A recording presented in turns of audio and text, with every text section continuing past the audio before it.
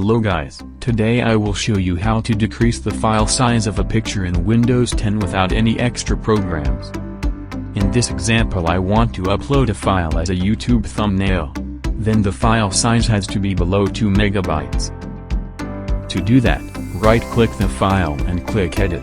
It will open in Paint. From here, simply press File, then Save As, and select Save File.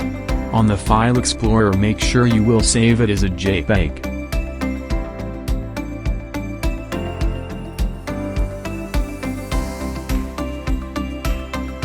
Congratulations, your file size has now been reduced.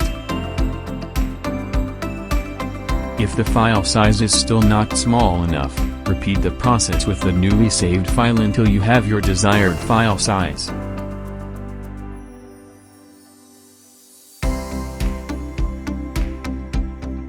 That's it. Nice. See ya.